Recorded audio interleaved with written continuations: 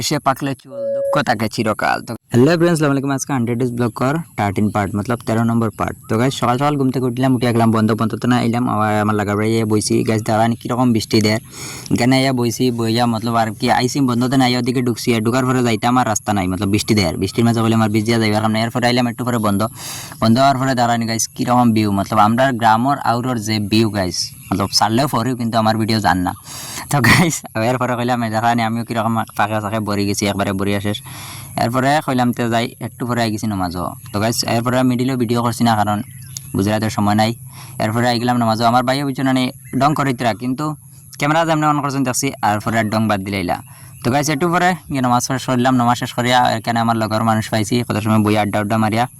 এরপরে আই গেছি আবার টিল্লা দিয়া গাইস আমি বানানিত লাগছি রিলস ভিডিও বানানি বাদে আজকে ভিডিও একটু কম হয়েছে দেখি এখন 2 মিনিট ফুরেন না কইয়া রিলস এগু ফুরাই লিছি লগে, এগু শর্টস বানাইছিলাম এগু ফুরাই লিছি লগে। তো গাইস কইলাম আর কিতা করার, কপাল খারাপ হইলে যাও হয় যে কিতা একটা সিলক আছে না কিতা, কম বয়সে পাকলে চুল দুঃখ থাকে চিরকাল। তো গাইস এই সিলটা উল্টাভাবে আমি কইছি আর কি, তো আপনারা তো বুঝতে পারছেন, সমঝদার আদমি কে লিয়ে ইশারায় কাফি। এরপরে গাইস আই গেলাম বড়িয়া আড্ডা মারিয়া কত সময় আমার বাইর লগে।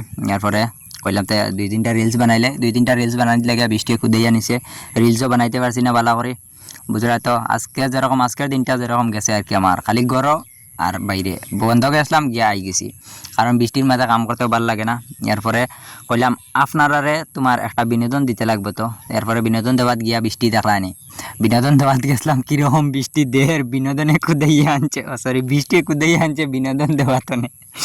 এরপরে কইলাম আর কিতা করার, ওই দেখো কীরকম জল নামের উপরে থেকে, বেজান বৃষ্টি দেয় গাইস। তো এরপরে বিকাল দিকে বাইরে হইলাম, আমার বাইরে লইয়া কইলাম তো একটু ঘুরি আই, কারণ নামাজ পড়িয়া আর কোনো কিছু করার নাই। এরপরে একটু আড্ডা মারলাম তানোর লগে।